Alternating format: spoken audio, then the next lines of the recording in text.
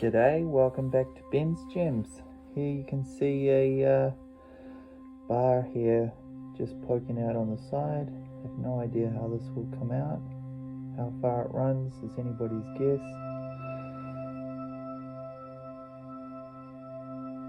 Doesn't look like it extends down through the stone. And then there's this one with this little bar there. Running through there.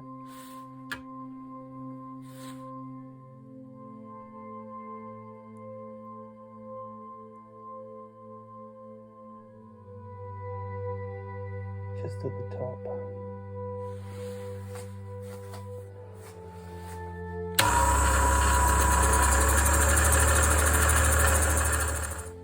Okay, let's get cutting.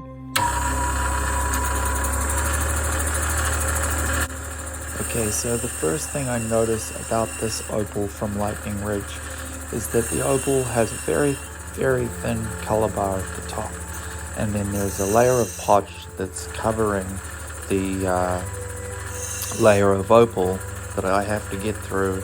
And I'm using the 80 grit wheel here trying to get through that and down to the opal color bar to expose it so we can see it like that. Now that it's exposed, I want to actually take away some of those scratches from the more heavy duty 80 grit. So I'm using the 240 grit just to clean up that face. You can see it's got some nice colors. It's got some green and some blue and some red, and it's a little bit faint at this stage because of that heavier duty wheel, the 80 grit. And there's still quite a lot of scratches in the face, so I'm just tidying it up a little bit on the 240 wheel, and then I'll move to the Novas with the stone. It didn't take too long to grind through, but I fear I may have gone a little bit far and lost a little bit of the color, but there is some color there, and perhaps it's just a weaker type of color. Yahoo! Now I'm just getting ready to tackle the other stone. So let's go. Time to place it on the wheel and see what comes of it. Grinding along and just trying to expose a bit of that color that's sitting there on the side.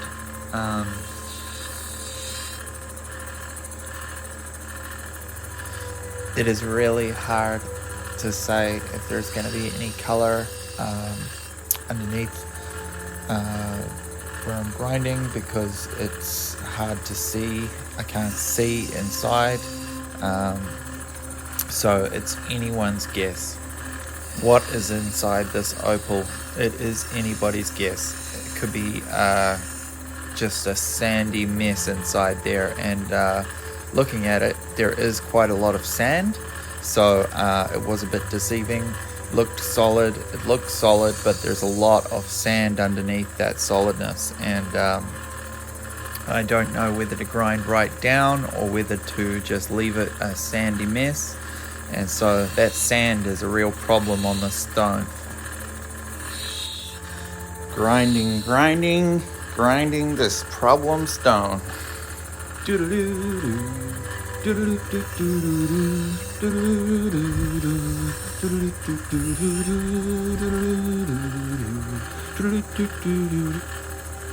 Looking at it, you can see it's got some flashes of green coming out here and there.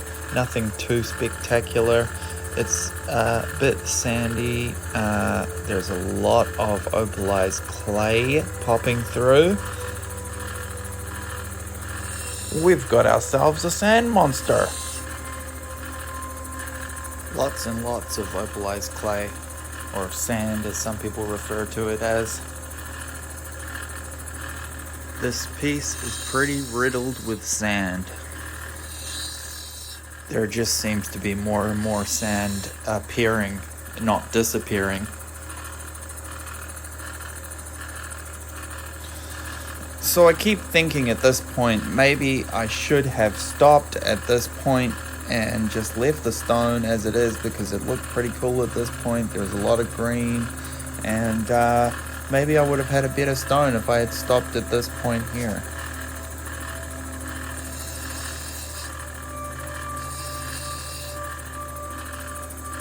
It can always be a tough call when cutting opal to know when to stop.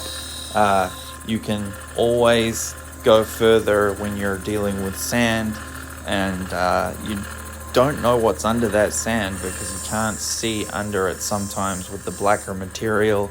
You can if it's a crystal stone, but generally with the black potch or dark potch, you can't see into it, and it can be very, very hard to tell if there's color underneath. And sometimes that color may not show on the side, but it might be in the middle, so it can be very hard to navigate that sort of material. So I've switched back to the 80 grit wheel. The 80 grit diamond wheel will take care of that back that I want to even up. I want to get the stone even on the back so that it can sit flat. It was a bit irregular, but we've taken care of that. Look at that. It's a nice flat back. And straight back to the 240 wheel after this 80 grit back shaping on this opal. We will try to just go with what we've got and work with that, see where we go from here. Yeah, it's not a super high quality gemstone, there's too much sand, but we do have something to work with, so grateful for that. And it's nice to see a little bit of color, and the way that it sort of exposed on the stone was quite interesting to look at as you're going along, looking at the way that color comes up and pops up in different places. It's a lot of fun.